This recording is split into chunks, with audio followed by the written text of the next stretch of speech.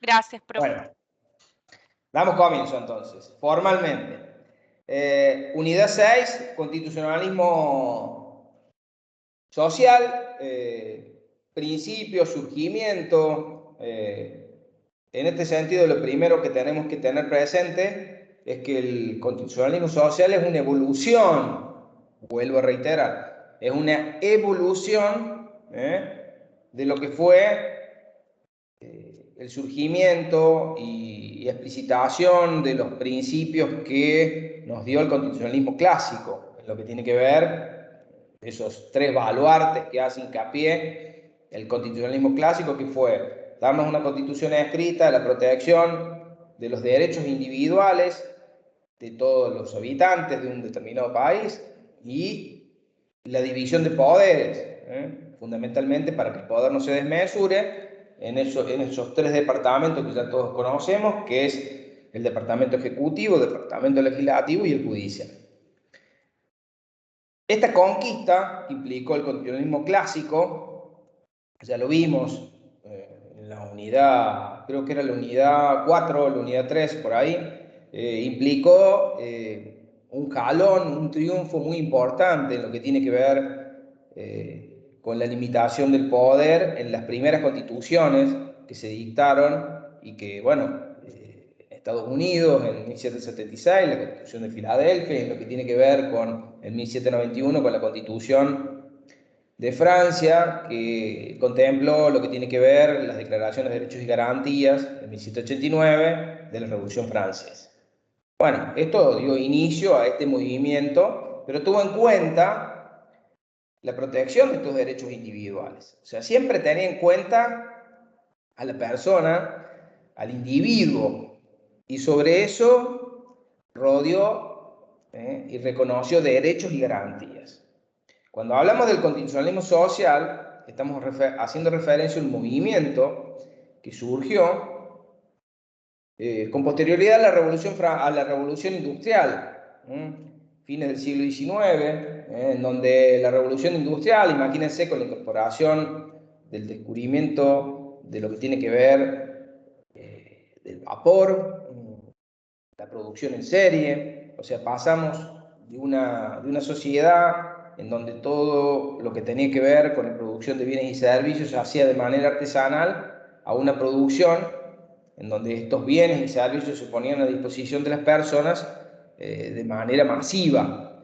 Y esto implicó que los textos constitucionales que representaban a una corriente filosófica generalmente liberal, el liberalismo de Adam Smith, que ya lo explicitamos en la otra clase, dejar hacer, dejar pasar. Bueno, el constitucionalismo clásico reflejó esta postura en lo que tenía que ver con, obviamente, garantizar los derechos individuales y la libertad, la plena libertad en materia de contratar, ejercer toda industria lícita, la libertad de contratar, pero bueno, al cambiar las relaciones en lo que hace a la producción de estos bienes y servicios, se empezaron a ver ciertos desequilibrios.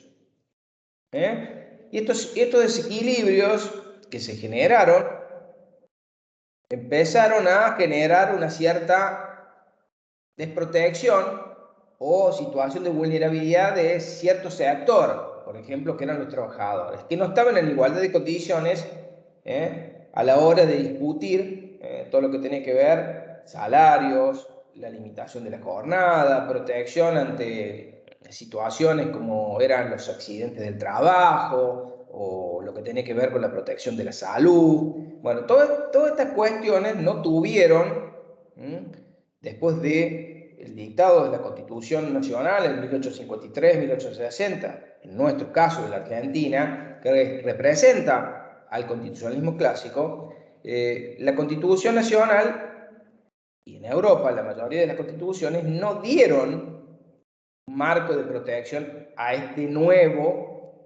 esta nueva situación que se venía planteando respecto a los cambios de las relaciones humanas en lo que tiene que ver con las relaciones económicas vinculadas a la producción y vinculadas al trabajo. Entonces esto generó abusos por parte de ciertos sectores en donde empezó a generarse lo que se denomina aquellos movimientos de creación de los primeros sindicatos, las agrupaciones de los sindicatos, de personas que fueron creando los primeros sindicatos, empezaron a bregar por la limitación de la jornada, porque, digamos, en el trabajo no fueran empleados niños, o sea, la igual remuneración para hombres y mujeres, o sea, esto generó que pasamos de una constitución abstencionista, en donde, bueno, el Estado, en materia de la libertad de contratación, no tenía ningún tipo de protección contra abusos, sino que garantizaba plenamente la libertad de contratar. Ahora, esto generó, por supuesto, situaciones en que, obviamente, el Estado tuvo que dejar esta postura abstencionista y pasar a tomar intervención de manera activa en la regulación de las relaciones entre empleadores y trabajadores. Entonces, se hizo necesario tener en cuenta que para regular estas relaciones no surgió, digamos, de la nada la regulación, sino que fue producto de una lucha y de, digamos, de la influencia de ciertas instituciones, como por ejemplo la Iglesia Católica, que a través de dos encíclicas muy importantes como Rerum Novarum o 40º año del Papa León XIII y Pío XI, en donde obviamente se empezó a tratar de bregar por digamos, tener en cuenta que el trabajo debía tener algún tipo de respeto por, digamos, la no explotación del hombre por el hombre, la no explotación de los niños en materia de las relaciones laborales, todo lo que tiene que ver con la función social de la propiedad.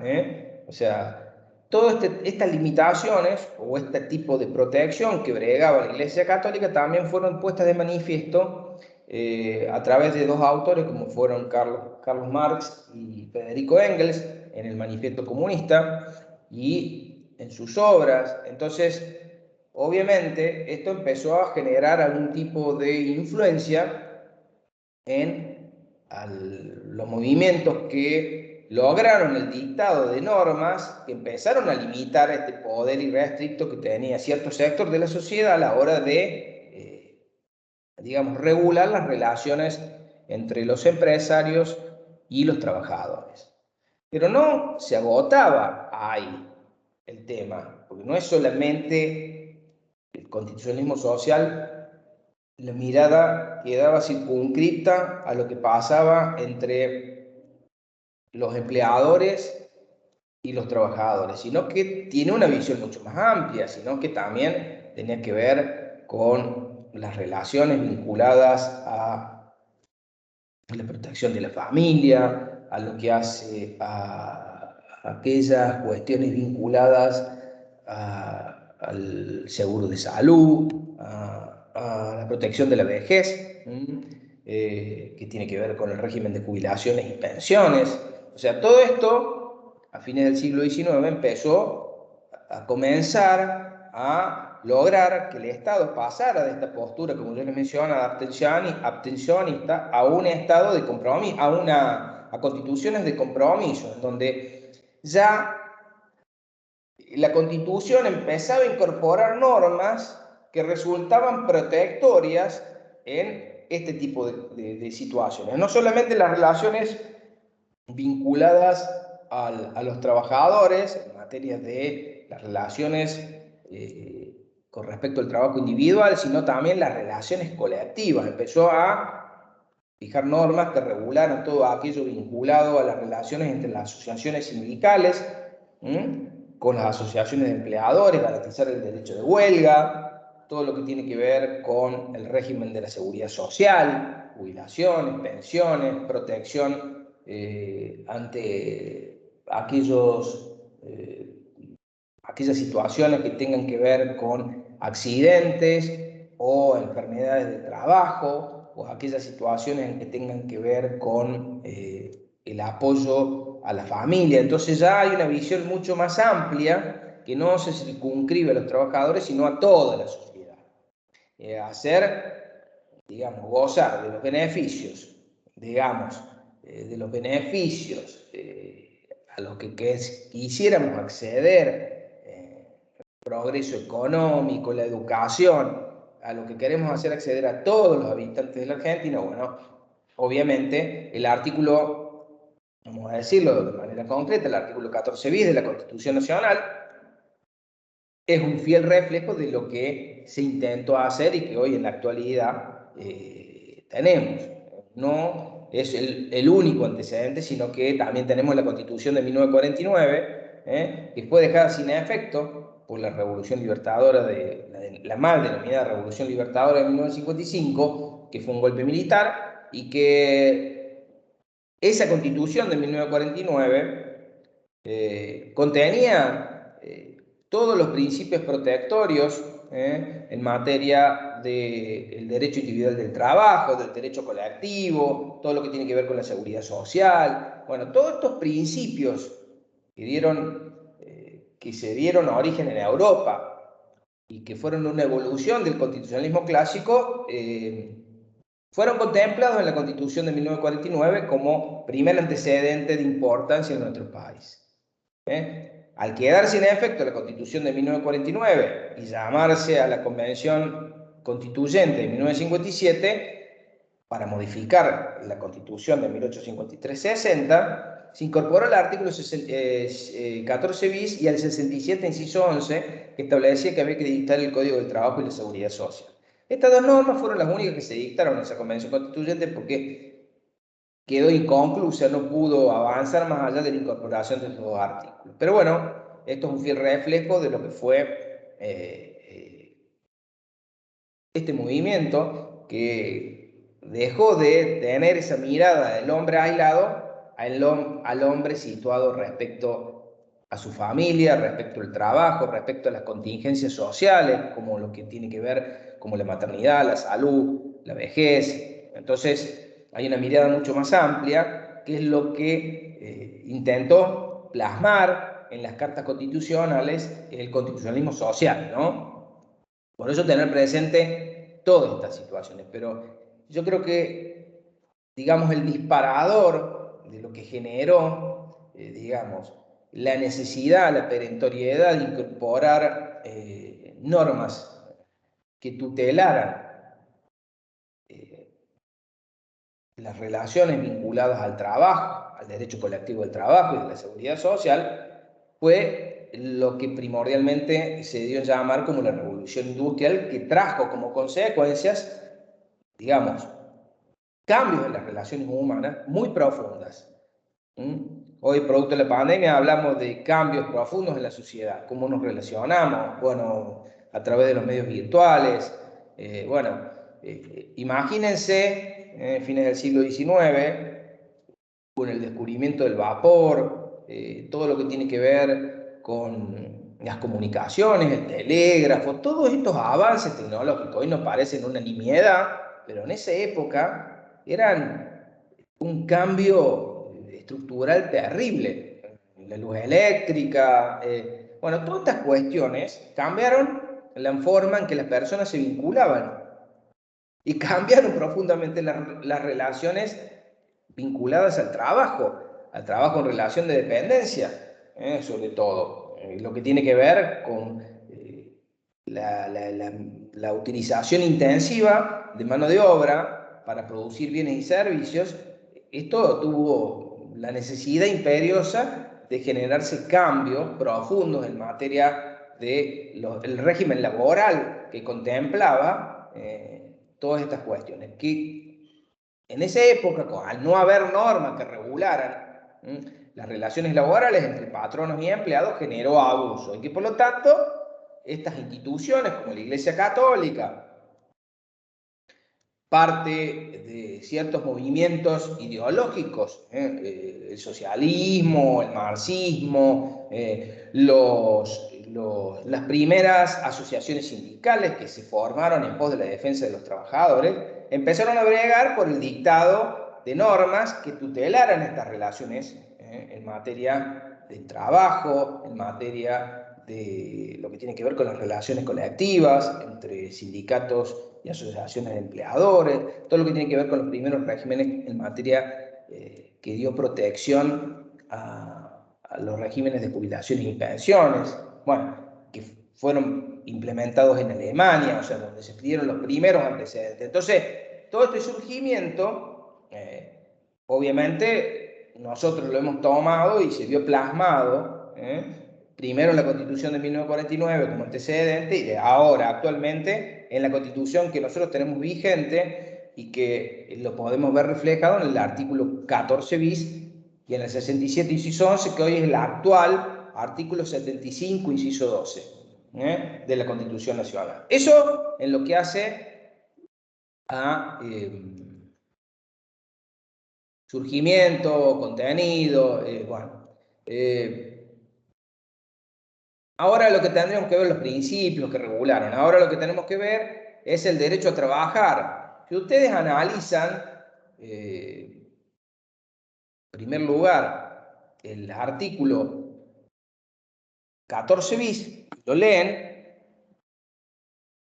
permiso que voy a buscar el mataburro que es la Constitución, para ir por orden, porque es la primera parte tiene si ustedes acuden al artículo 14 bis, que es producto de esta reforma de 1957, que si bien esa convención constituyente de 1957 fue convocada por un gobierno no constitucional, si bien tenía una ilegalidad de origen, la Constitución, perdón, la reforma constitucional de 1994 hizo propio el artículo 14 bis. Entonces fue como saneada esta irregularidad que tenía de origen el artículo 14 bis. Y si ustedes ven cómo está estructurado, tiene una buena técnica legislativa en ese sentido, ustedes van a ver que el artículo 14 bis está dividido en tres partes. El primero, el derecho individual del trabajo.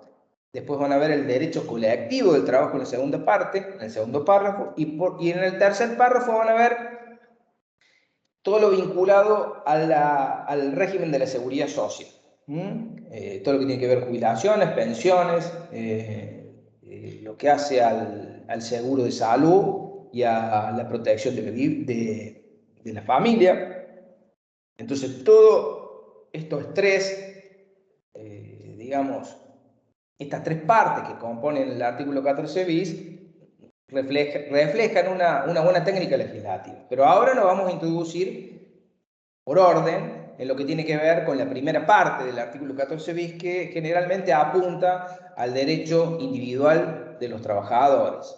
El trabajo generalmente en relación de dependencia. Hace referencia no solamente al trabajo en relación de dependencia privado, sino también al trabajo en relación de dependencia público. Contiene y regula, digamos, y garantiza ese piso mínimo de protección que debe primar tanto en el empleo público como en el empleo privado. Si ustedes van al artículo 14 bis, van a ver que el trabajo en sus diversas formas gozará de la protección de las leyes. Cuando dice el trabajo en sus diversas formas, empleo público, empleo privado, los distintos tipos de trabajo, gozarán de la protección de las leyes. Y hace referencia al poder de policía, a la facultad reglamentaria que tiene el Congreso de dictar leyes para regular las relaciones laborales en materia de empleo público o en materia de empleo privado. O sea, ¿y el trabajo qué es? Es esta puesta a disposición de un tercero de la capacidad física o intelectual a los efectos de producir bienes o servicios. Esta puesta a disposición de la potencialidad que uno tiene al servicio de un tercero, a cambio de una remuneración, obviamente, implica el trabajo. Esta capacidad de ponerse a disposición de un tercero, el empleo en relación de dependencia, o sea, recibir las instrucciones, las directivas, conforme a la ley, no arbitrarias, no discriminatorias. Entonces, hay todo un bagaje regulatorio que implica que el trabajo generalmente está regulado en un cuerpo de normas, conforme lo disponía el 67 inciso 11, que hoy es el 75 inciso 12, que es el Código del Trabajo y de la Seguridad Social, que si bien no está dictado, hay distintas leyes que regulan aspectos fundamentales del trabajo individual. Puntualmente, y la más importante, es la Ley de Contrato de Trabajo, que es la 20744. La Ley de Contrato de Trabajo, que es la Ley 20744, reglamentaria de la primera parte del artículo 14 bis. Y si ustedes lo ven, dice: trabajo en sus diversas formas gozará de la protección de las leyes, que asegurarán al trabajador, dice, condiciones dignas y equitativas de labor. Dignas y equitativas de labor, o sea, que los empleadores deberán garantizar que el trabajo sea seguro, no puede haber un trato vejatorio, conductas discriminatorias, o sea, todas estas cuestiones obviamente van a estar reguladas en la ley de contrato de trabajo, pero la garantía de que la ley que se dicte evite estas situaciones debe respetar el artículo 14 bis. Por eso, obviamente que la ley reglamentaria va a tener presente esta situación.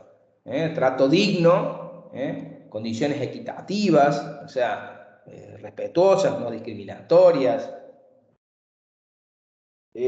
Jornada limitada. ¿Qué significa la jornada limitada? O sea, bueno, esto fue un jalón, una conquista sumamente importante en lo que hace a la limitación de la jornada, que tiene que ver con una jornada, en general la ley de contrato de trabajo habla de 8 horas, quizás en otros países la jornada, como en Europa, puede estar limitada a las 44 horas semanales, a los efectos de tratar de tender a incorporar mayor cantidad de personas en el mercado laboral.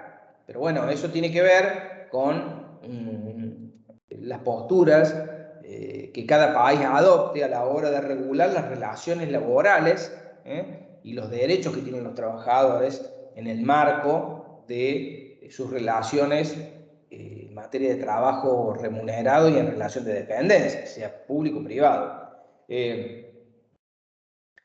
Lo que sí debo decir que en nuestro país el único que está autorizado a regular todo lo atinente a la jornada de trabajo es el Congreso Nacional. Las provincias no pueden regular cuestiones vinculadas a la jornada de trabajo, por ejemplo. No podrían fijar una jornada de trabajo de 6 horas diarias, porque esto es una potestad que las provincias han transferido al Estado Nacional de conformidad a lo dispuesto en el actual artículo 75 inciso 12, ya que le han facultado al Congreso de dictar el Código del Trabajo y de la Seguridad Social.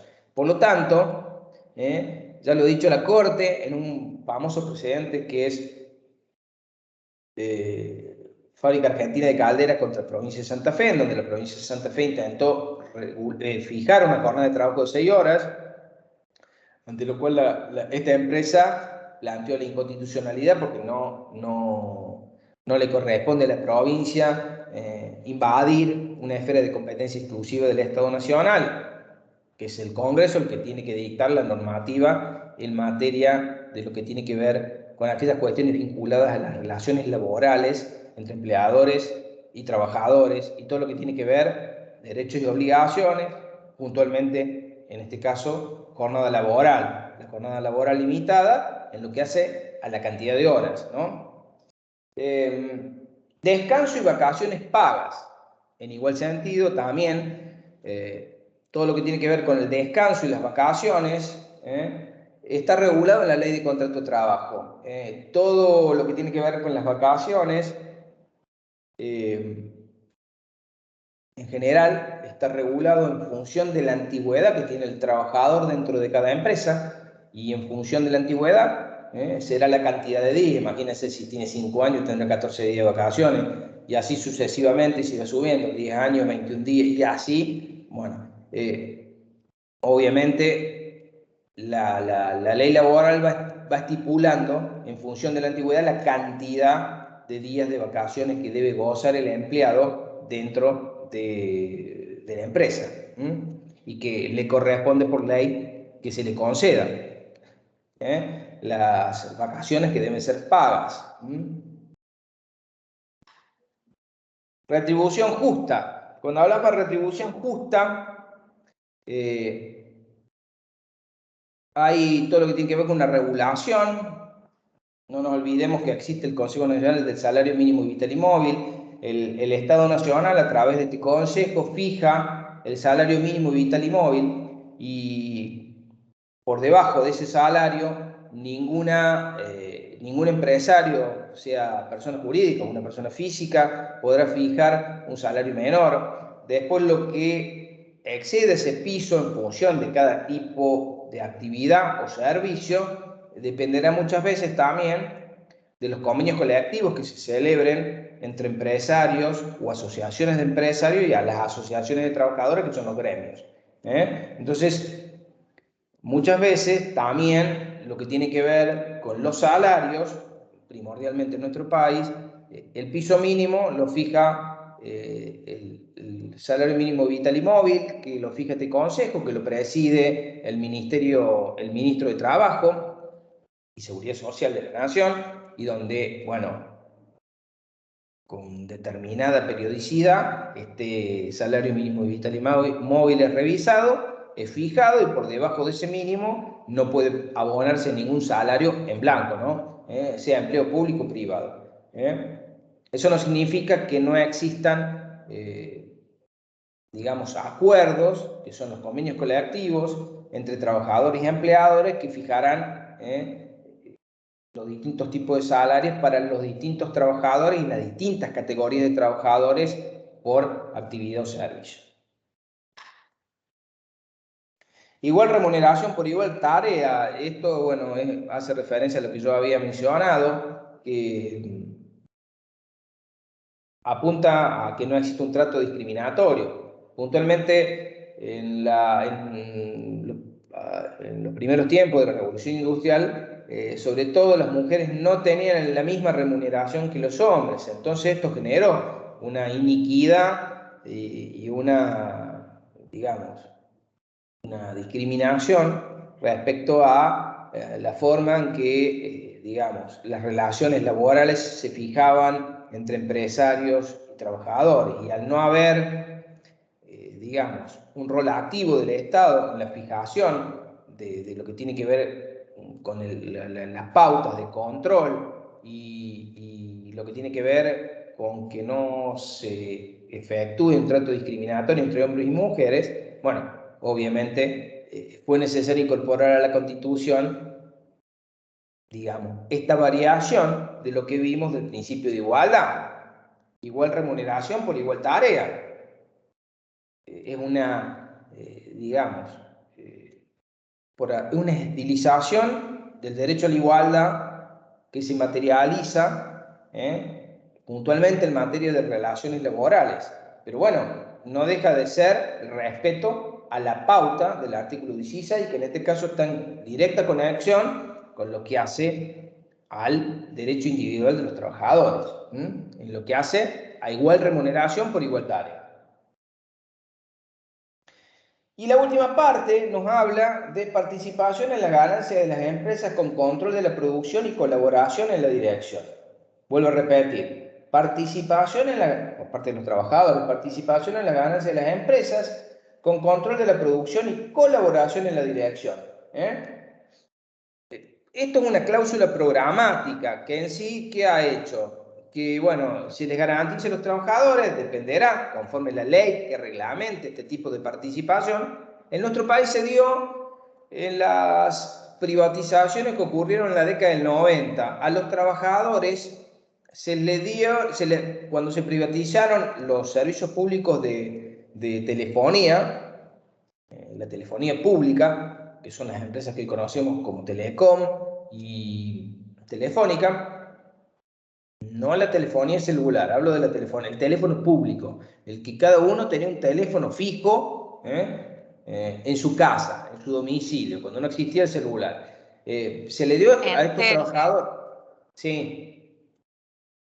¿Sí No, escucho? digo que era Entel la compañía pública. Claro, la compañía que prestaba el servicio de telefonía pública, como dice su compañera, era Entel. Era la empresa de teléfonos, pública, nacional y estatal, que fue privatizada y se la fraccionó en dos zonas a cargo de dos empresas, Telefónica por un lado y Telecom. ¿Qué pasa? Cuando se privatizó este servicio, se le dio la participación a los empleados con, digamos, la posibilidad de participar en las ganancias de las empresas, que por ley estuvo fijado. Bueno, esos son los casos en que por lo menos conocemos que se ha dado. Es mínima la situación de regulación legal en que se ha permitido la participación de los empleados en las ganancias de las empresas. No hay una ley general que se haya dictado y que haya permitido la participación en las ganancias de las empresas. Cito estos dos casos. ¿Ocurrió Producto de la solamente en empresas públicas? ¿No hay lo ningún que, antecedente de privadas? lo que pasa es que en los privados eso depende de convenios que se pueden asegurar entre partes. Entre convenios que pueden asegurar. Pero yo hablo en general, no hay un marco legal.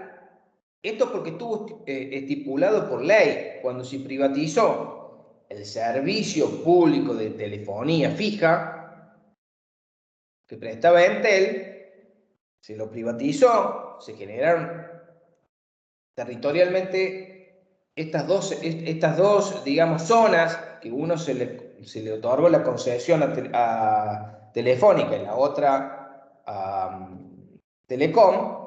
En la propia ley se fijó esta posibilidad de participación de los empleados en la ganancia de las empresas. Pero después no conozco ninguna otra ley que haya hecho, digamos, una norma que haya permitido la participación de los empleados en las ganancias de las empresas. En el marco del empleo privado no lo veo, no lo he visto. Pero bueno, no significa que por convenio colectivo o por una regulación específica se dé. Me parece que estamos lejos de lograrlo. Sigue siendo, en teoría, una cláusula programática. Cuando hablamos de cláusula programática significa que ha quedado como sin una aplicación en concreto. Cuando uno habla de un derecho programático es porque no tiene verdadera eficacia, digamos, aplicación. ¿Se entiende? Todavía no hay una regulación que lo haga aplicable en todos los casos. Sí, quedó como algo utópico. Sí, hay muchos constitucionalistas hablan, Escota creo que lo que dice, Midón, en general hablan que cuando uno hace la incorporación de normas al texto constitucional, tiene que tratar de que no sea simplemente la incorporación de sueños al texto constitucional. Tiene que tener, digamos, la posibilidad en concreto de que esos derechos, que muchos son sueños por ahí, tengan una bajada real a lo que tiene que ver al goce del derecho en sí por parte de los ciudadanos, y en este caso de los trabajadores. Pero bueno, no hay una regulación general, la ley de contrato de trabajo no tiene una regulación específica en esta materia, como complementos para permitir la participación en la dirección y en las ganancias de las empresas. No, Claro, no lo pero hace. de algún modo me cierra ahora con esto que usted comenta, porque muchos sindicatos siempre lo exigen como un derecho, porque está plasmado de esa forma en la Constitución. Está en la Entonces, Constitución. hay un grupo de presión que intenta que se legisle sobre ese derecho. Exactamente, sí, que se legisle, porque digamos que esté en la Constitución no significa que tenga aplicación práctica Claro, concreta. totalmente, pero digamos, habilita a la posibilidad de legislación y por eso estos grupos de presión lo piden. O sea, Exactamente. no es una cosa que uno a veces puede considerar delirante, sino que tienen un amparo por lo cual pretenden esa legislación que es la Constitución. Pero por supuesto, porque está en la Constitución. Claro, Esto fue producto digamos, de la Convención Constituyente del 50, del 57 y refleja una de las aspiraciones de protección, de máxima protección que tiene el constitucionalismo social. Pero bueno, de ahí a la práctica hay un Sí, trecho hoy en largo. este contexto uno lo ve como inviable de consensuar, pero está bueno que uno como ciudadano no lo olvide Hoy hoy. quizás sea difícil, no lo sabemos de acá 20 años, 10 años, 5 años, no lo sé. Pero la norma, lo importante es que esté en la Constitución. ¿Eh? Exacto, exacto. ¿Mm? Seguimos para adelante. Hablamos de protección contra el despido arbitrario. Cuando hablamos de protección contra el despido arbitrario, esto está previsto no solamente en la Ley de Contrato de Trabajo, sino en todas las leyes de empleo público que hay a nivel nacional y en cada provincia que se dicta. En materia de empleo público, el empleo público, como estamos en un país federal, ustedes van a ver que hay distintas leyes de empleo público. A nivel nacional, lo van a ver a nivel de cada provincia y a nivel de cada municipio autónomo van a ver que hay una ley de empleo público que regula las relaciones entre el Estado nacional, provincial y en los distintos municipios autónomos, con sus empleados. Entonces, ahí van a ver que hay una normativa específica que en cuanto al marco protectorio, por las particularidades que tiene el empleo público, no son iguales en lo que hace a lo que tiene que ver con la regulación en sí que tiene el empleo privado. Y particularmente en lo que hace a la protección contra el despido arbitrario, hay situaciones distintas. Por ejemplo, en materia de empleo público hay lo que se conoce como la estabilidad del empleo público. En materia de estabilidad del empleo público, ya la Corte Suprema, en el caso Madorran, ha establecido que la estabilidad del empleo público es una estabilidad propia, no impropia. O sea que para despedirlo al empleado público hace falta comprobar que ha cometido una grave infracción a las normas que regulan el débito laboral de todo empleado, una grave irregularidad o un delito, y por lo tanto va a ser posible que se le inicie un sumario administrativo y se le aplique la sanción de cesantía o exoneración, que son sanciones expulsivas. Pero previamente hay que tramitar un sumario administrativo donde se le garantiza el derecho a la defensa al empleado y así, después de esa tramitación y que esa sanción quede firme, el empleado podrá ser cesanteado o exonerado, lo que implica una sanción expulsiva. En materia de empleo privado, la protección contra el despido, ¿qué implica? La estabilidad es impropia. ¿Qué significa en materia de empleo privado? La estabilidad es impropia, significa que se puede despedir a los empleados por distintas razones, siempre que no sean arbitrarias, y digamos, el despido implicará la aplicación de una indemnización, salvo que el despido sea con justa causa. Por eso, si es sin justa causa, o sea, si yo como empresario quiero prescindir de los servicios de determinado empleado por distintas razones, rendimiento, porque no me cierran los números, o lo que sea, puedo hacerlo, pero no es un despido con justa causa y por lo tanto deberé indemnizar al empleado. Esto es lo que se denomina estabilidad impropia. Es la sustitución, digamos, la posibilidad de prescindir del empleado por una indemnización. En el caso que haya justa causa, por la comisión de un ilícito, por la acumulación de irregularidades, una sanción grave conforme a las normas que regulan el empleo privado, yo puedo prescindir con justa causa. El despido ahí no requiere, digamos, el pago de una indemnización.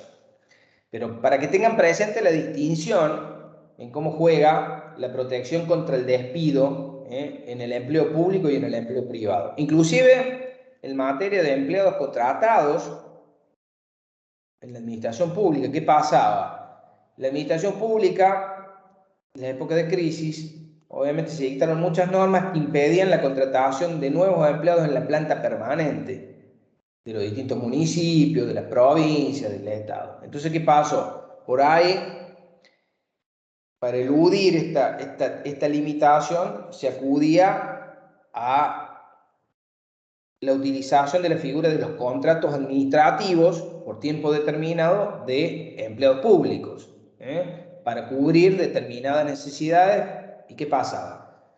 Por ahí se deformó la utilización del contrato administrativo, para cubrir determinadas necesidades dentro de la administración, y estos contratos administrativos se renovaban periódicamente.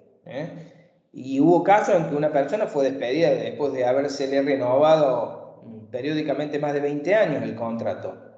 Entonces reclamó, dice, oiga, mire, yo he sido empleado de la administración pública por más de 20 años, no puedo ser considerado un empleado, contratado, no puedo ser un empleado, digamos, hay una deformación en la utilización del contrato por tiempo determinado en materia de ingreso a la administración pública.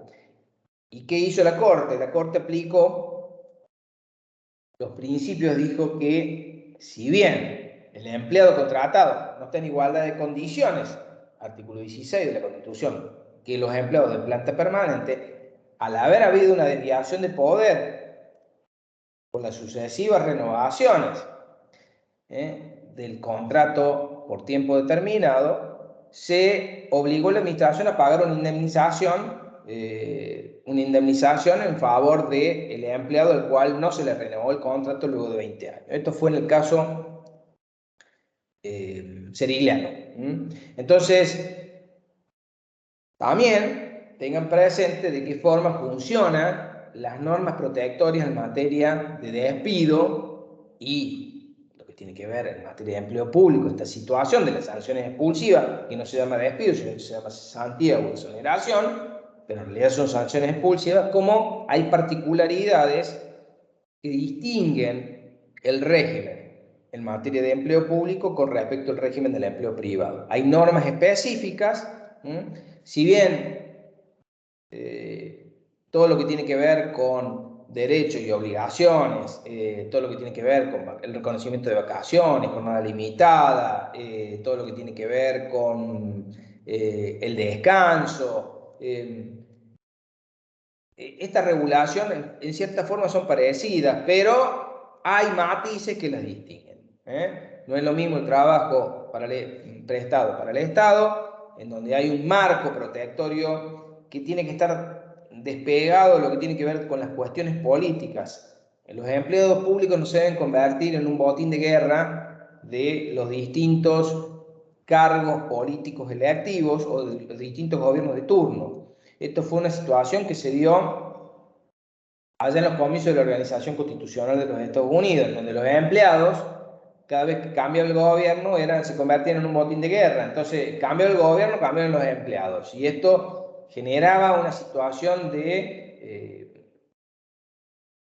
lentitud en todo lo que tiene que ver con el funcionamiento de la administración pública y con la falta de respuesta en tiempo y forma de lo que tenía que ver con la satisfacción de los intereses públicos por parte de la administración, porque obviamente al cambiar todos los empleados generaba hasta que todo el personal de la administración volvía a ponerse en funcionamiento, volvía a conocer todos los pormenores de lo que debía satisfacer, debía realizar, las actividades que debía cumplir, y pasaba un tiempo. Entonces se empezaron a dictar normas en Estados Unidos que despegaron todo lo que tiene que ver al empleado público de lo que va pasando con respecto a la política en sí y los cambios de los distintos gobiernos en materia poder ejecutivo, poder legislativo y los empleados de la planta que tiene tanto el poder ejecutivo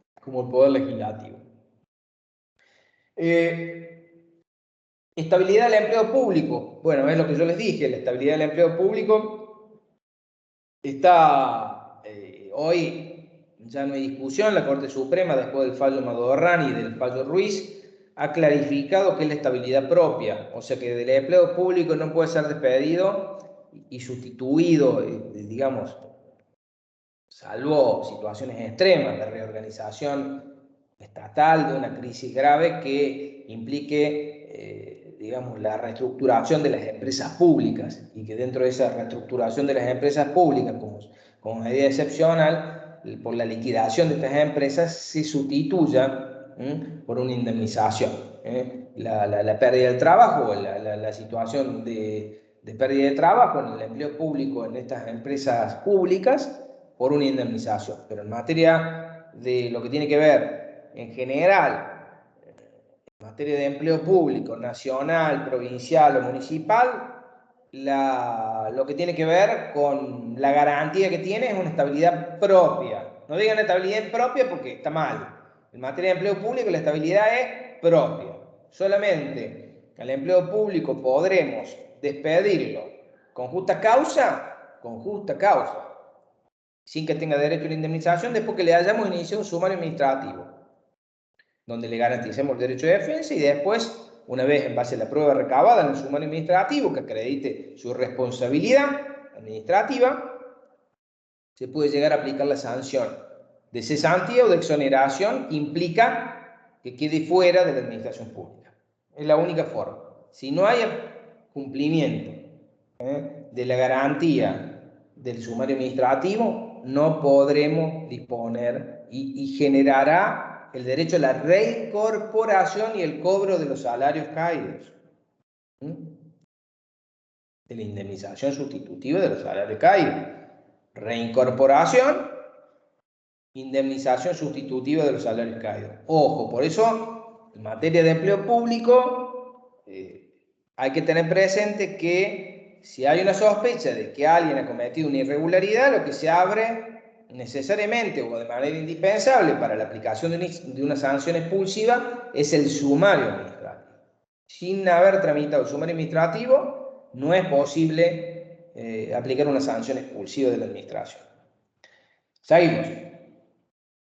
Organización sindical libre y democrática. Acá, cuando habla de la organización sindical libre y democrática, es la posibilidad que tienen los trabajadores de participar, crear organizaciones sindicales, gremios, sindicatos, participar en ellos o no participar. Hay plena libertad. Ya en el año 50, cuando la Corte resolvió el caso Houghton, en donde en la bolsa de trabajo del puerto de Buenos Aires se había generado una norma que obligaba a los trabajadores portuarios a afiliarse al sindicato, porque si no, no podían trabajar en el puerto. Norma que fue cuestionada por inconstitucional, porque obviamente me estaba obligando a afiliarme al sindicato. Y si yo no me quiero afiliar, eso es, digamos, un derecho que yo tengo como persona en función de las normas constitucionales. A mí no me pueden obligar a afiliarme. Tengo que tener el derecho a participar o no en un gremio, o afiliarme al gremio para que defienda mis intereses. Pero esto es voluntario, no compulsivo. Las normas no pueden hacerlo de esa forma. Y cuando habla de la organización sindical libre y democrática reconocida por la simple inscripción en un registro especial, después lo vamos a ver en lo que hace a todo lo que tiene que ver con la creación de los gremios, la regulación en nuestro país, conforme la ley 23.551 que existe hoy en la actualidad. Eso es lo que hace a los derechos individuales del trabajador. Pasamos a la segunda parte, que tiene que ver con el derecho colectivo. En el derecho colectivo del trabajo, lo primero que tenemos que decir es que, previo a entrar a tratar el derecho de huelga, en nuestro país, todo lo que regula la existencia, constitución, existencia, derechos, obligaciones que tienen las organizaciones sindicales, sea de primer grado, segundo grado, de tercer grado, está previsto en la ley 23.551. que es de organizaciones sindicales, o sea, son las organizaciones de primer grado son los gremios sindicatos, de segundo grado son las federaciones, y de tercer grado son las confederaciones, la CGT, la Confederación General del Trabajo. Sistemas para regular todo lo que tiene que ver en cada país, puede haber distintos sistemas. Un sistema de plena libertad, o sea, que el Estado no dé preferencia alguna y permita la libre constitución sin darle preferencia a algún tipo de organización sindical en lo que hace la representación de un determinado grupo de trabajadores. Y después el otro sistema, que es el sistema de la unidad sindical, significa que si bien existe la posibilidad de que se constituyan libremente las asociaciones sindicales, por arte, oficio, profesión, o por actividad o servicio, dependerá, esas son las dos formas de constituirse, que haya una preferencia por parte de la ley hacia la asociación sindical que mayor cantidad de afiliados tiene. Entonces, cuando se le da la preferencia, lo que se denomina la representación gremial, la representación gremial implica que solamente podrán convocar a la huelga, conforme la ley 23.551, aquellas asociaciones no simplemente reconocidas, sino aquellas que el Ministerio de Trabajo le haya otorgado la personería gremial. ¿Qué significa la personería gremial? La posibilidad de representar no solamente a los trabajadores, sino de convocar a la huelga y participar en la elaboración, junto con las asociaciones de empresarios, de los denominados convenios colectivos y de acudir a la conciliación y el arbitraje. Entonces, guarda, en nuestro país se ha hecho la preferencia por el sistema de la unidad, no de la plena libertad, sino porque todo sistema tiene sus pros y sus contras. El de la plena libertad, obviamente, la garantía de que va a haber cuantas asociaciones sindicales se quieran constituir sin límite alguno. Lo que pasa es que atomiza lo que tiene que ver con la representación de los trabajadores. Y el sistema de la unidad, por ahí, es un poco refractario con respecto a la libertad sindical. Por ahí tiene uno y otro pro y contra. Nuestro país ha hecho la opción por el sistema de la unidad sindical, que implica que la personería gremial se lo otorga por parte del Estado a una única organización sindical que va a representar esa masa de trabajadores, sin que eso implique que obviamente pueden existir otras a las cuales los trabajadores se pueden afiliar. Pero ¿quién va a negociar los convenios colectivos o quién va a convocar a la huelga? Va a ser, digamos, esta asociación sindical a la cual el Estado le ha otorgado la personería gremial. Recientemente la Corte, en el precedente ATE, ha sostenido que ha temperado un poco este rigor que tenía la ley 23.551 en cuanto a la posibilidad de convocar a la huelga únicamente por aquellas asociaciones sindicales que tienen la personería gremial. Entonces atemperó la norma diciendo que la convocatoria a la huelga puede ser realizada no solamente por las asociaciones sindicales que tienen otorgada la personería gremial, sino también por las asociaciones sindicales que también se hallan simplemente inscriptas. Entonces, hay una atenuación en lo que hace el derecho de huelga, lo cual es muy importante porque da un marco mayor de libertad y de reconocimiento de las demás asociaciones sindicales de los distintos sectores, o sea, en materia de empleo público privado, y por lo tanto les permite la convocatoria y la huelga. Profe, Sí. el derecho a huelga solamente lo puede iniciar una asociación sindical o puede ocurrir como muchas veces se ve que hay grupos de trabajadores haciendo, eso no es huelga. No. La huelga formalmente tiene, únicamente lo ha dicho la Corte Suprema, no puede haber un grupo informal de trabajadores que convoque la huelga. La huelga es convocada por las autoridades máximas del sindicato, legalmente constituido. ¿Se entiende? Sea simplemente inscripto o inscripto con personería gremial. Solamente ellos pueden convocar a la huelga. No puede hacerlo cualquier representante sindical. Tiene que haber sido adoptado por los distintos órganos de gobierno de la asociación sindical. La asamblea, el directorio, que está compuesto por 5 miembros de cada asociación sindical con un secretario general. O sea, la huelga no puede ser convocado por un grupo informal de trabajadores. ¿Se entiende? Pues está buena la pregunta. Eso la Corte lo resolvió. Ya tuvo la oportunidad de despejar esa cuestión. Simplemente las asociaciones sindicales legítimamente constituidas a través de sus órganos de gobierno son las que convocan a la huelga. La huelga, obviamente, que es la extensión de prestar el débito laboral como medida de fuerza en pos de lograr determinadas conquistas en materia de derechos laborales. Puede ser una mejor remuneración, mejores condiciones de trabajo. Pero la huelga nunca es, digamos, generada por un trabajador individual. Siempre lo hace la asociación sindical. ¿Se entiende? Es un derecho colectivo. No pertenece al trabajador individual, sino pertenece a los gremios. El gremio, conforme dice la Constitución, es la que puede convocar a la huelga, no el trabajador, el gremio. Por eso está buena la pregunta. ¿Quedó Gracias, claro? profe. Sí, quedó clarísimo. Sí, sí. Porque si ustedes leen, queda garantizado, el segundo párrafo del 14 bis dice, queda garantizado a los gremios concertar convenios colectivos de trabajo, recurrir a la conciliación y al arbitraje y al derecho de huelga. El derecho de huelga está contemplado en el segundo párrafo, no en el primer párrafo, donde habla de los derechos individuales del trabajador, sino en el derecho colectivo.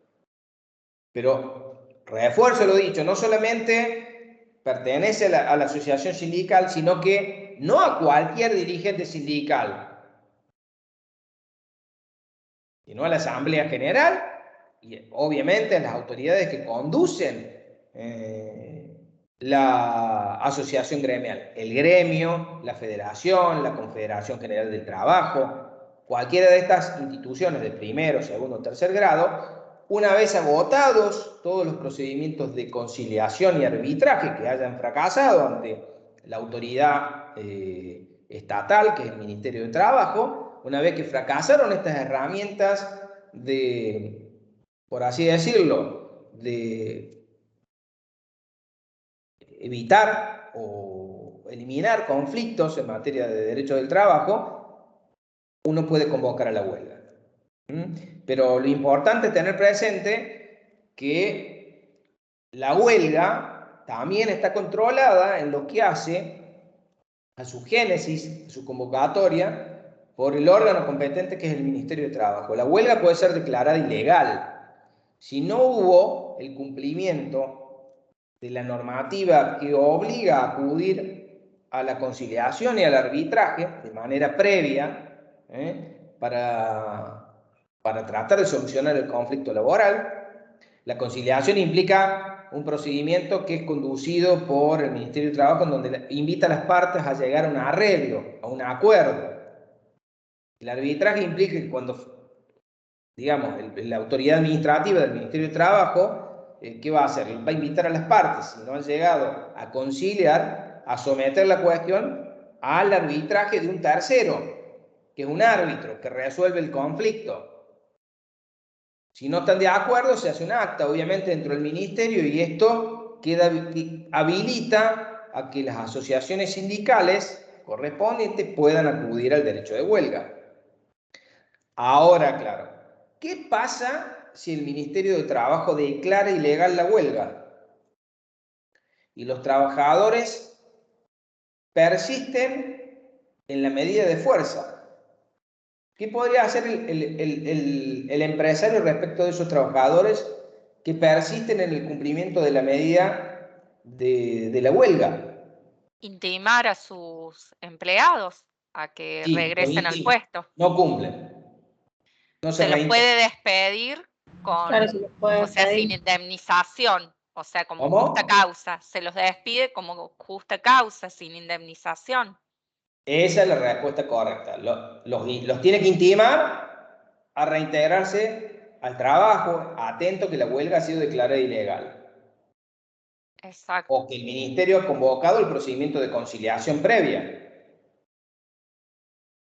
Cuando convoca al procedimiento de la conciliación obligatoria, tienen que cesar las medidas de fuerza, y si persiste la medida de fuerza, digamos, el empleador puede despedirlos con justa causa, sin derecho a la indemnización. Por eso, ojo con respecto a ese tema.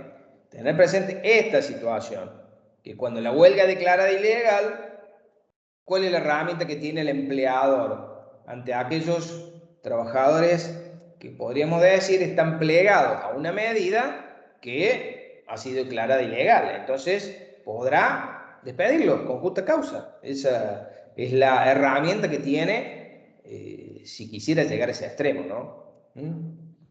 Tenerlo presente. Dijimos la huelga, hablamos de la huelga. ¿Qué pasa con materia de huelga en los servicios públicos?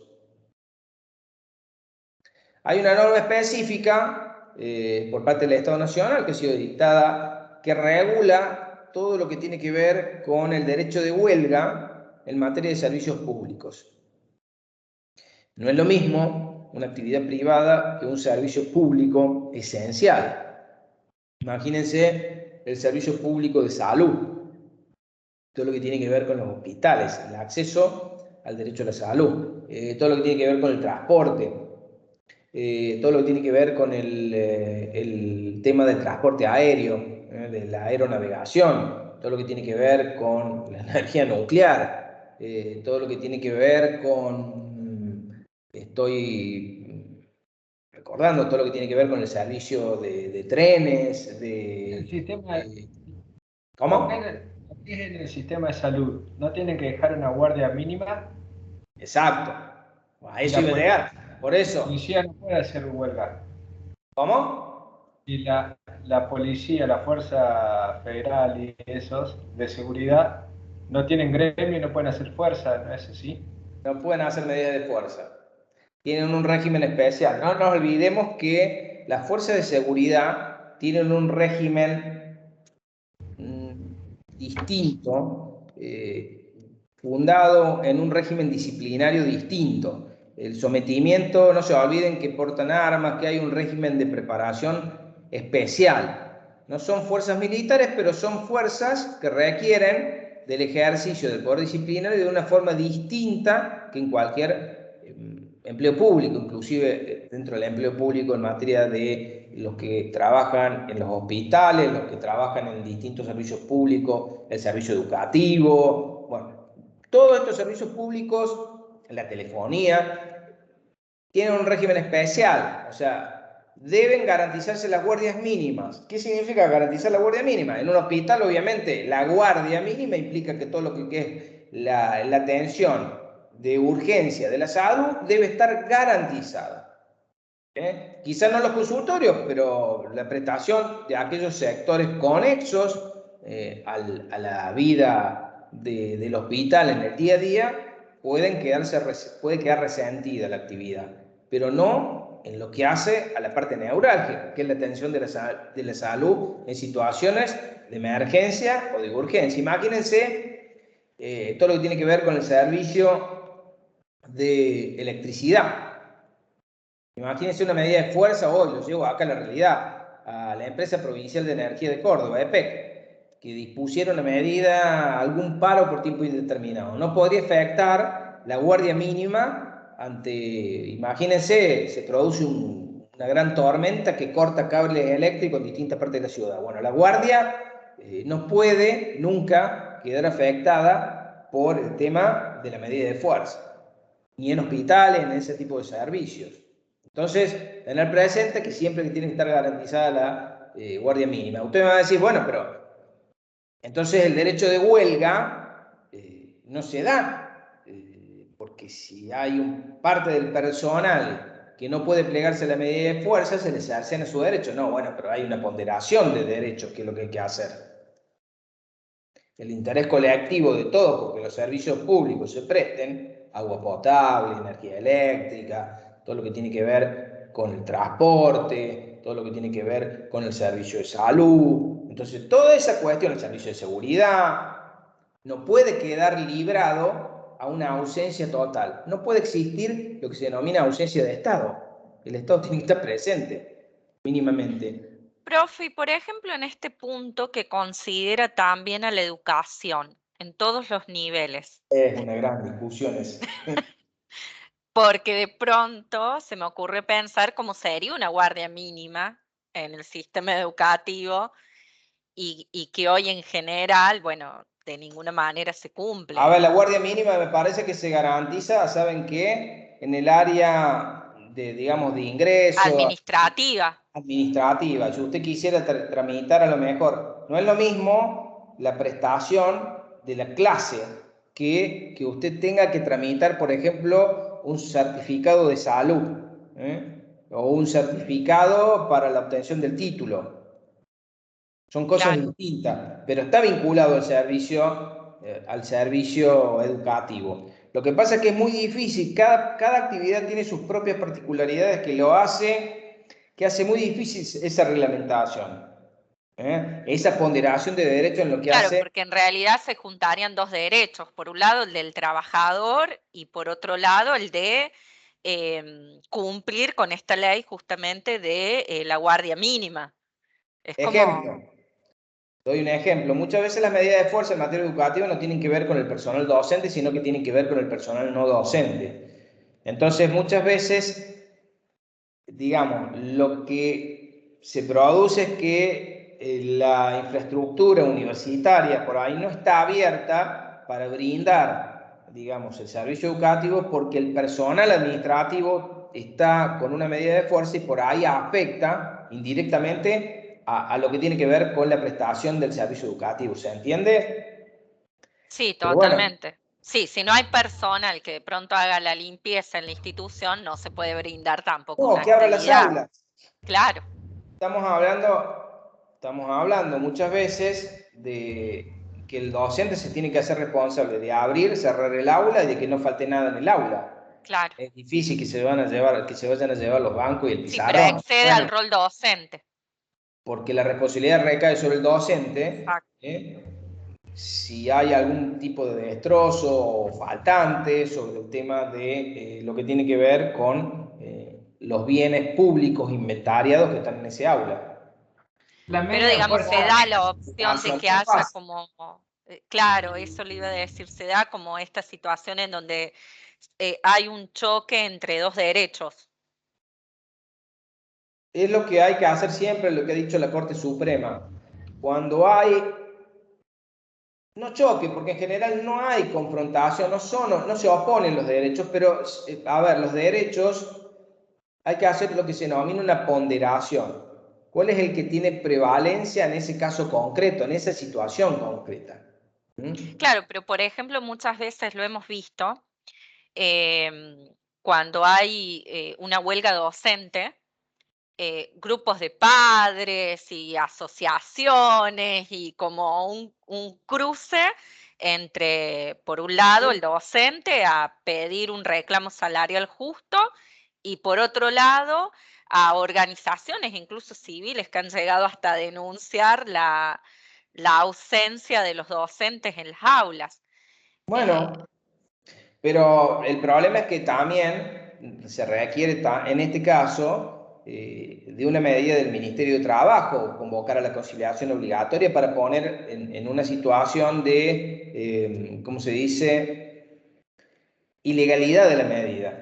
Porque mientras la medida no Claro, se haya declarado ilegal, la medida es válida. ¿Se entiende? sí. por Ese, ejemplo, la policía acá de Córdoba cuando tomó Pero medidas de eso tomó fue medidas de ilegal, que fuerza no se que pueden sindicalizar, no tienen el derecho a huelga. eran ilegales. Pero ¿cómo hacen cumplir el derecho del trabajador ellos? A no tener gremios y no poder tomar medidas de fuerza. en realidad es difícil porque eso es una cuestión. sumamente discutibles, porque se han intentado armar gremios, sindicatos que representen al personal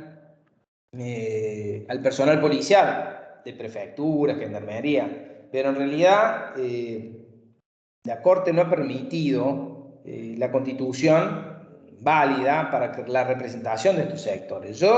Habrá que ver en el futuro cómo esto evoluciona. Hasta ahora no hay, por así decirlo, una norma que así lo permita en materia de la constitución de sindicatos, gremios legalmente autorizados y que el Ministerio de Trabajo lo vaya a autorizar. ¿Se entiende? Asociaciones legítimamente constituidas para defender los derechos del personal de la Fuerza de Seguridad. En ese caso, todo lo que no nos olvidemos que lo que tiene que ver con la regulación de derechos y obligaciones del personal policial está en su propio estatuto. Uno cuando ingresa a trabajar a las fuerzas de seguridad se somete a un régimen jurídico, a un determinado régimen jurídico. Hay un sometimiento voluntario a ese determinado régimen jurídico. ¿Se entiende lo que yo les digo? Exacto, y no es tampoco que no puedan pelear, digamos, por sus derechos a mejorar su salario, no es que quedan totalmente sujetos a la voluntad estatal, pero no pueden sindicalizarse. Exactamente, por ahora yo creo que el tema, inclusive como hoy tenemos diseñadas las fuerzas de seguridad en nuestro país, quizás por el tipo de estatuto que tienen, por el tipo de régimen jurídico que tienen, que se asemejan más a una fuerza militar que a una fuerza civil estrictamente, por ahí quizás hay que cambiar el diseño de la fuerza de seguridad para permitir la sindicalización. Pero bueno, en otros países tienen un diseño distinto, hay fuerzas de seguridad que ni siquiera portan armas. No les hace falta portar armas. Pero bueno, son realidades distintas. Yo quiero poner de manifiesto que son realidades distintas. No lo que funcione en un país como Inglaterra o qué sé yo, Dinamarca, Noruega, Francia, funcionaría de la misma forma en nuestro país. Hay particularidades propias, costumbres propias de nuestra sociedad que harían imposible el funcionamiento de esa forma. Entonces, creo que tiene que ver con un diseño particular de cómo las fuerzas de seguridad tienen que funcionar. Y es un régimen jurídico muy especial. Por lo tanto, hay un sometimiento voluntario de quien ingresa a esa fuerza de seguridad, de que, digamos, el régimen de sanciones, hay un régimen muy en lo que tiene que ver con el mantenimiento del poder jerárquico, de la jerarquía policial, es muy específico. Entonces, la sindicalización hoy lo veo como muy lejos, no quiero decir muy lejos, pero lo veo todavía difícil de que se materialice y que se reconozca. Profe, ¿Sí? Una pregunta, volviendo por ejemplo al tema de los docentes. ¿Qué pasa, por ejemplo, cuando los mismos docentes hacen paro y no van a trabajar y por ahí dicen, bueno, el docente que no venga a trabajar se le descuenta el día? ¿Eso quién lo decide? Buena pregunta, porque yo me olvidé de mencionar que, digamos, en teoría, en general, obviamente, día no trabajado, día que se descuenta, porque así está autorizado por ley. Que la medida, o sea, que yo me pliegue la medida de fuerza, no significa que el empresario o, digamos, el Estado esté obligado a pagarme ese día que yo no trabajé. Fue un día que no trabajé. Se descuenta el día, ¿se entiende? Eso en general se concilia también con el propio gremio en esta negociación que se hace para, en este caso, volver a las aulas. Muchas veces los mismos gremios piden, bueno, que no haya un descuento sobre el día no trabajado. Claro, bueno, es una decisión voluntaria de la Claro, pero Acá preguntan, aunque sea legal la huelga, sí, aunque sea legal la huelga, no importa, es día no trabajado, no se trabajó. Tal cual. Eso dependerá de cada empleador, sea público o privado, si descuenta el día o no lo descuenta. Por eso, pero estuvo bien la pregunta porque yo me había olvidado de mencionarlo. Vieron que por ahí uno va avanzando con la caracterización de la huelga y uno por ahí habla de las consecuencias y todo, y uno se olvidó de decir que una de las consecuencias que genera, digamos, voluntariamente, digamos, avalar una medida de fuerza, digamos, acatar la medida de fuerza y no ir a trabajar, yo tengo el marco de protección, digamos, de la medida que ha sido dispuesta de manera legal, ¿no? por el gremio. Ahora, eso no significa que el día que yo no trabaje no me lo puedan descontar. Claro, en realidad protege al trabajador del despido la huelga, pero Nada justamente no, más. nada más, no quiere decir que Exactamente. no se descuente ese día. Y el tema es que hay posturas, por ejemplo, el gobierno de la provincia de Córdoba tiene una postura muy firme en lo que hace al descuento de los días de huelga en materia de empleo docente. Se los descuentan, no lo perdonan. No lo perdonan. En materia de empleo docente, no Sí, estoy tal hablando cual. de los docentes universitarios, no de los docentes primarios y secundarios. Exactamente, sí. Tiene una postura, pero eso dependerá de cada empleador. Estoy hablando del caso, en este caso, que es el empleador, que es gobierno de la provincia de Córdoba, Ministerio de Educación. Nivel primario, nivel medio. Por eso cito el caso, pero bueno, vale traerlo a colación porque es un ejemplo. En ese caso, el empleador no perdona uno, descuenta el día. En otros casos, como dice su compañera, se llega a acuerdos y por ahí no se descuentan los días. Los gremios tienen poder de influir a los empleadores y no descuentan el día. Pero no significa que no pueda ocurrir en el empleo privado también esto, Por eso tenerlo presente. Seguimos. Hablamos de huelga. Medidas previas a la huelga, dijimos la conciliación y el arbitraje. Pero no nos quedemos ahí con respecto a la conciliación y el arbitraje, qué es lo que se puede hacer para evitar la medida de fuerza. También los gremios tienen otra función muy importante, no es solamente cobrar la cuota sindical, sino de tratar de llegar a lograr como objetivo mejores condiciones de trabajo, mejores remuneraciones, la fijación de convenios colectivos en donde se regulen las distintas categorías para los ascensos del personal, no solamente en materia de empleo público, sino también en materia de empleo privado. En aquellas grandes empresas también hay distintas categorías de empleados y en función de la categoría del empleado y el tipo de trabajo será la remuneración, y los convenios colectivos que nacen como un acuerdo, una especie de contrato, una vez que son homologados por el Ministerio de Trabajo, en sus efectos se asimilan en una ley. Los convenios colectivos de trabajo, en sus efectos, una vez que son homologados por el Ministerio de Trabajo y publicados en el boletín oficial, se asemejan a una especie de ley. Y los beneficios que se otorgan a quienes son los trabajadores de ese sector, arte, oficio, profesión, alcanza a todos, no solamente a los afiliados, sino también a los no afiliados. Entonces, el convenio colectivo en sus efectos se asemeja, digamos, o sea, los beneficios que otorgan no los otorga solamente a quienes son afiliados, sino alcanza a todos los trabajadores del sector. Por eso le dije que se asemeja a una ley. Ha ocurrido casos en que por ahí un reglamento delegado, que es una normativa emitida por el Poder Ejecutivo, por una delegación que le hace el Poder Legislativo, ha dejado sin efecto convenios colectivos. No nos olvidemos que los convenios colectivos son normas, pueden ser dejados sin efecto por una ley. Entonces, tener presente esta situación. que los convenios colectivos, una vez que son sancionados y homologados, entran a tener una vigencia que se asemeja con la ley, pero quedan sujetos a que su vigencia no sean derogados o por otro convenio colectivo o por una norma de mayor rango, como una ley o un reglamento delegado o un decreto de necesidad y urgencia. Así que tenerlo presente.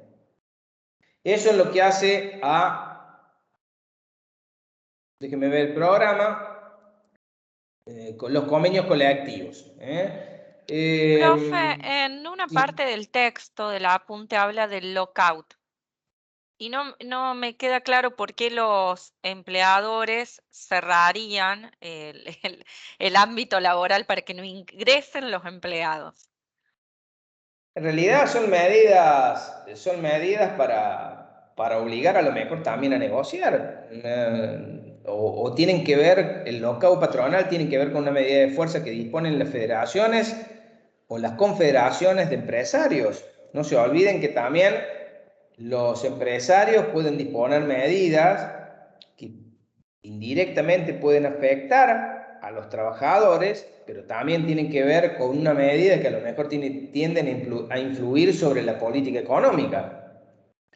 Ahí me cierra más, por esa vía me cierra más, porque como que digo, cómo un empleador va a cerrar su fábrica para que no ingresen los empleados a trabajar, perdiendo la posibilidad de... No nos olvidemos que no producir a nivel, cuando no estamos hablando de un solo empresario, sino que estamos hablando de grupos de empresarios poderosos que dejen de producir determinado insumo o bien, hablemos de carne, hablemos fideos, hablemos de harina, y obviamente que eso implica pérdidas millonarias también para el Estado. Claro. Lo que hace la recaudación de los Y en tributos. estos casos, ¿cómo se articula?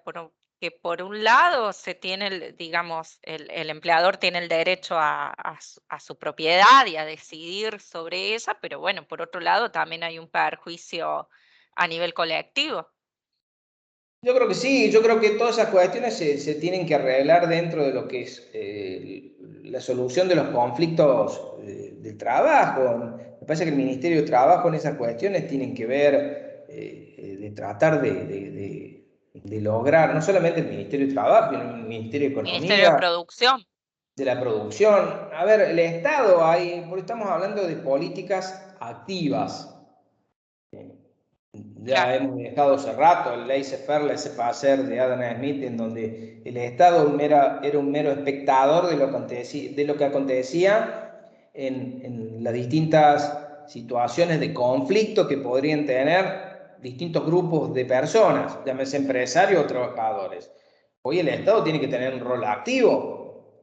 Exacto. Entonces, ese rol activo implica influir con medidas de acción directa. No solamente lo que hacen los conflictos laborales generados por las asociaciones sindicales que reclaman mejores condiciones de trabajo o mejores salarios, sino también respecto a las cámaras empresariales, a las asociaciones empresariales que bregan por influir en lograr mejores réditos económicos, mejores desde el punto de vista de lo que les conviene a ellos, obviamente.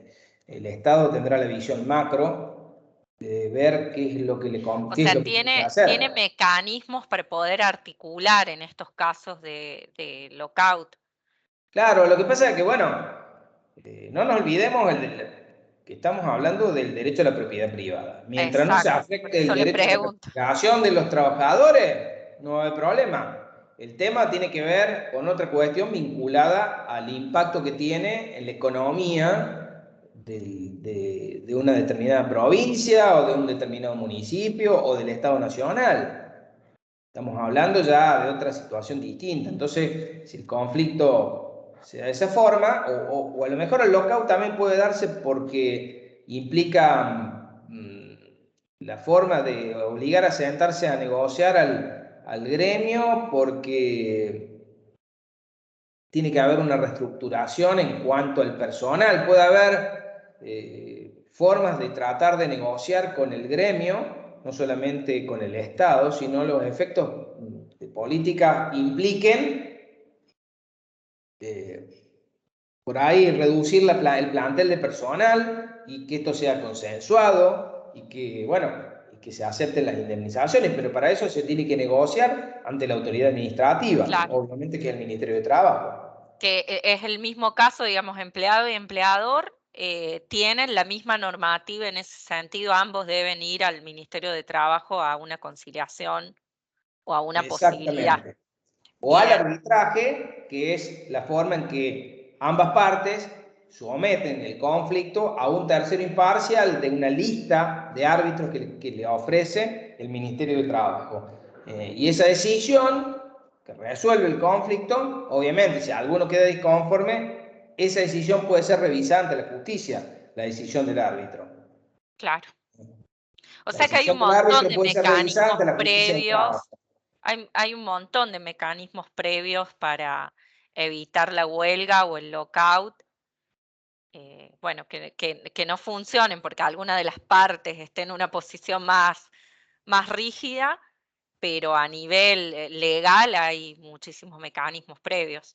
El marco normativo existe y las normas están. Los organismos estatales que pueden intervenir para coadyuvar a buscar una solución existen, están disponibles, generalmente van a intervenir para sugerir, ayudar, pero en caso que el conflicto escale, pueden y tienen herramientas para disponer la conciliación obligatoria, declarar la ilegalidad de la huelga, advertir si se trata de un servicio público, que se respeten la fijación de las guardias mínimas.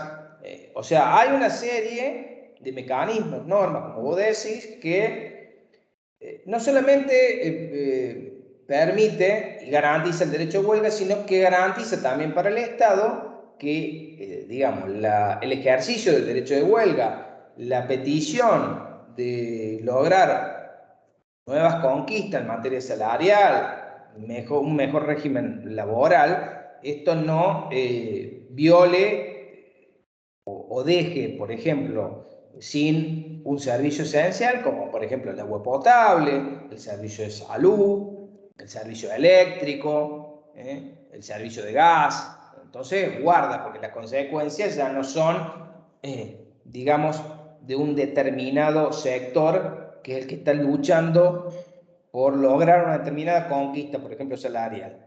Acá estamos hablando del bien común y de que la afectación por el derecho de huelga de ese servicio impacta sobre todos, o sobre los consumidores o usuarios de toda una provincia o de toda una ciudad. Entonces, ojo, por eso hay que ver cómo ponderar los derechos en ese marco. Perfecto. Bueno, esto es lo que hace derecho colectivo. En lo que hace derecho colectivo queda cerrado. Nos queda la última parte, que es el derecho a la seguridad social, que si uno va al último párrafo del artículo 14 bis, va a ver que habla que ya no estamos encasillando a los trabajadores, sino que habla que el Estado otorgará los beneficios de la seguridad social, que tendrán carácter integral y irrenunciable. En especial, la ley establecerá el seguro social obligatorio, que estará a cargo de entidades nacionales o provinciales con autonomía financiera y económica, administrada por los interesados con participación del Estado, sin que pueda existir superposición de aportes, jubilación y pensiones móviles, la protección integral de la familia, la defensa del bien de familia, la compensación económica familiar y el acceso a una vivienda digna. La mayoría de los derechos son derechos reconocidos y concretos y que, digamos, un gran número de personas en nuestro país goza, o por lo menos tiene acceso a los beneficios de la seguridad social. La seguridad social apunta a la cobertura de no solamente aquellas situaciones en donde hay una afectación de condiciones biológicas, sino de las patológicas. Las biológicas me refiero nacimiento, maternidad, muerte, vejez. Las patológicas tienen que ver con los accidentes del trabajo, con las enfermedades, con aquellas cuestiones vinculadas a la salud primordialmente, no solamente de los trabajadores, sino de las personas mayores, por ejemplo. Y las económicos sociales apuntan a lo que tienen que ver con mejores condiciones de vida, la protección de la familia, o sea, los subsidios familiares, o sea, los subsidios por nacimiento de hijo, los subsidios por hijos con algún tipo de discapacidad, por el subsidio por asignación prenatal, todo lo que tiene que ver con los subsidios por hijo en edad escolar. Hay una serie de beneficios que se otorgan, no solamente de este tipo, sino también beneficios económicos, por ejemplo, los tickets canasta que se pueden otorgar para cubrir la guardería. Hay un montón de beneficios en materia de seguridad social que hacen a esta situación. Obviamente que los principios rectores del régimen de seguridad social hacen referencia a principios basados en la solidaridad, o sea que los beneficios, o sea, el bienestar general enumerado en el preámbulo y que se hace referencia a distintas partes del texto constitucional, sea gozado por el mayor número de personas. O sea, que hagamos accesibles, digamos, todo lo que tiene que ver con mejores servicios, el acceso a los bienes para todas las personas. Ya no hablamos acá de los trabajadores, sino que estamos hablando de la población en general. En los beneficios de la seguridad social estamos hablando de la población en general. Y particularmente tienen eso, o sea que, digamos, que apunta a la solidaridad, al respeto al principio de igualdad, que son irrenunciables una vez que se tratan de otorgar a la mayor cantidad de personas que estén en esa condición. El régimen hoy lo encontramos primordialmente contemplado en materia de seguridad social en la ley de jubilaciones y pensiones, que es la ley 24.241. La ley de jubilaciones y pensiones es la que fija cómo las personas cuando llegan a determinada edad pueden acceder a un beneficio previsional. Se fija una determinada edad, 65 años para los hombres, 60 años para las mujeres, tiene que tener determinado años, 20 años de servicios, o 20 años de servicio y X años de aporte. ¿Son políticas del Estado? Sí, son políticas de Estado. Esas políticas de Estado se instrumentan a través de normas o leyes que reglamentan este artículo 14 bis. Por ejemplo, el régimen de jubilaciones y pensiones, que yo estoy haciendo mención, que es la ley 24.241, entra dentro de lo que se denomina uno de los requisitos que garantiza el acceso a la seguridad social. Pero la seguridad social no solamente se materializa a través del otorgamiento de jubilaciones y pensiones, jubilaciones por edad avanzada. Las pensiones son las que se otorgan cuando un trabajador fallece y el beneficio se transfiere al cónyuge que sobrevive o a sus hijos y a sus hijos discapacitados, a su hijo menor y a sus hijos discapacitados. Entonces, sí. Consulta. ¿Qué pasa cuando uno aporta como autónomo, por ejemplo, el monotributo, y trabaja también en relación de dependencia?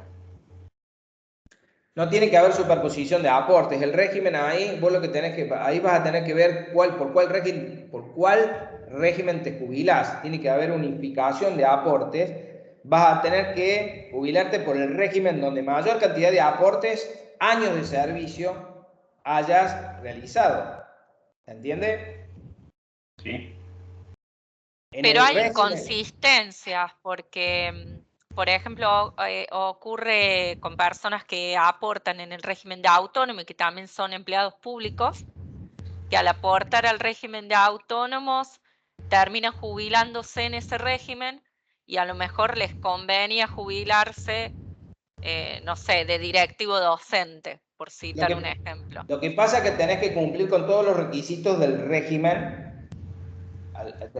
por ejemplo, docente que estás haciendo mención. Vos para acceder al régimen docente tenés que cumplir con todos los requisitos.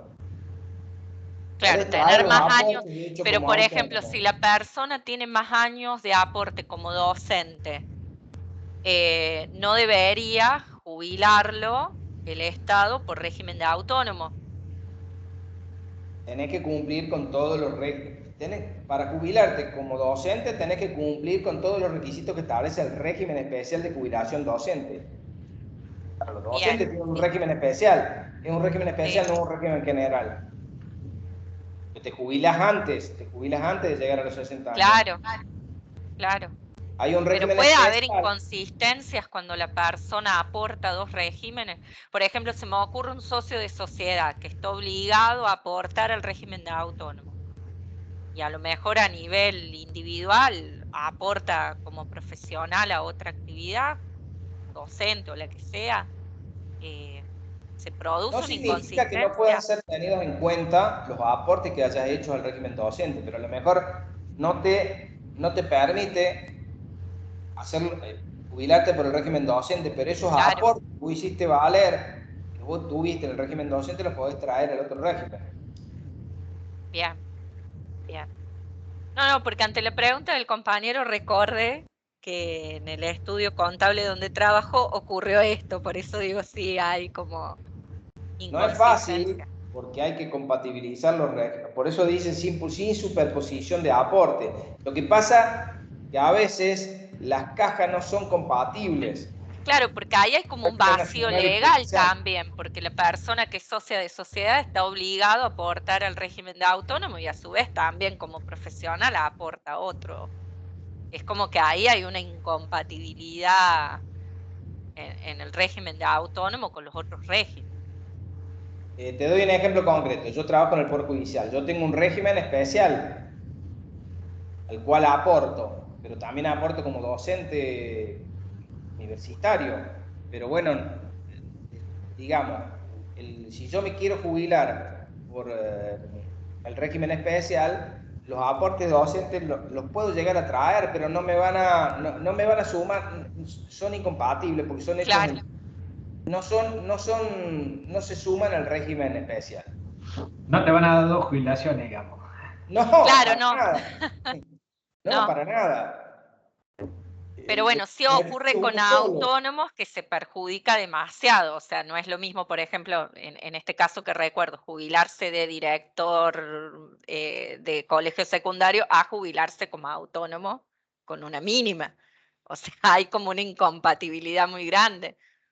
Yo tengo un compañero que era un anterior docente de nuestra casa de estudio de la Universidad Nacional de Río Cuarto, no de la Facultad de Ciencias Económicas, sino de la Facultad de Humanas, pero él trabajaba en AFIP, entonces se jubiló como funcionario de AFIP y Claro. llevó, obviamente que lleva los aportes de la universidad al Sí, régimen. igual como jubilado de AFIP, yo creo que, No, no le va a hacer mucha falta, pero bueno. claro, tal cual, que en Pero este bueno, caso hay no. situaciones en que hace falta sumar, sí, en otros casos, como el que vos mencionaste del régimen de autónomo, monotributo, ahí hay algunas situaciones en donde puede haber una situación gris, en Claro. donde habrá que ver cómo funciona, cómo se llevan, digamos, cómo se trasladan, digo trasladar, no es que se traslade una cosa, sino cómo sumar, por así decir, los aportes que uno tiene en un régimen especial con los que tiene en el otro. Claro, porque por ejemplo en el caso del compañero como monotributista, uno puede cargar el quid del otro empleador, sea el Estado, sea un privado, y deja de aportar en el régimen de monotributo como autónomo. Pero en el caso de las personas que son socias de sociedad, esto no ocurre. Entonces, se genera una incompatibilidad. Bueno, por eso hay que ver cada régimen jurídico para ver cómo funciona a la hora del acceso al beneficio de jubilación. Porque se fija no solamente en función de la edad, porque no es solamente la edad, No, claro, es la cantidad de años. es la cantidad de años de servicio y la cantidad de años de servicio con aportes. Claro. O sea, está fijado en el régimen legal correspondiente la cantidad exigida y cómo yo puedo compatibilizar o traer los aportes materializados a otro régimen y cómo me los harán valer en el régimen en el cual yo me quiero jubilar, si esto es posible. Exacto. Habrá que ver cómo funciona. Pero Sí, por eso, también es cierto que a nivel legal el régimen de autónomos quedó como muy desprotegido si otro lo compara con otros regímenes, ¿no? sí, evidentemente que no se puede comparar los distintos regímenes previsionales, sobre todo los que están, El existen, ¿no? trabajador independiente, por ejemplo, se me ocurre infinidad de Sí, profesionales que están de forma independiente y por eso evidentemente hay alguna cierta desbalanceo, por así decirlo, en lo que hace la protección de determinados grupos en materia de jubilaciones y pensiones, sobre todo en la faz privada, ¿no? Que con exacto, respecto a la faz pública. Eso es sí, evidente, no es algo que vayamos a descubrir la pólvora con respecto a esto, pero bueno, hay que ver cómo juega en este caso. Dijimos jubilaciones y pensiones, ahora en materia de la protección contra las situaciones vinculadas a accidentes del trabajo, enfermedades profesionales que padecen los distintos trabajadores cuando materializan la prestación de su actividad. Hay una ley especial que es la Ley de Riesgo del Trabajo, que es la 24557, que tiene un régimen específico de cobertura en donde digamos, se pagan en función de la incapacidad que la persona tenga, se cubren no solamente las prestaciones que la persona requiera ante una determinada afectación a su salud por un accidente, por ejemplo, una quebradura, puede ser algo más grave también, ¿no? Entonces, obviamente que requieran la intervención del sistema de salud y la cobertura del sistema. Esto lo hace la aseguradora de riesgo del trabajo, conforme está establecido en la ley, y obviamente si queda algún tipo de incapacidad, o sea, la disminución de la capacidad laborativa que tiene esa persona, esto debe ser fijado por un órgano específico que fija la ley, que son las comisiones médicas. Las comisiones médicas tendrán que evaluar a ese trabajador y decir si tiene algún tipo de incapacidad, o transitoria o permanente. Y si esa incapacidad llegara al 66%, se torna en una incapacidad total y definitiva que permite que el trabajador acceda a los beneficios jubilatorios. ¿Se entiende? Deja de considerarse una persona que pueda prestar o seguir prestando su débito laboral por la gran incapacidad que tiene, que se fija generalmente por la ley en un 66%, y hace que pase a gozar de los beneficios de la jubilación por invalidez, que se otorgan por un plazo determinado, que en general son 5 años o 2 años, dependerá, y una vez cumplido ese plazo, habiendo sido periódicamente revisado por la comisión médica, si se mantiene el grado de incapacidad, acceder a la jubilación ordinaria y definitiva.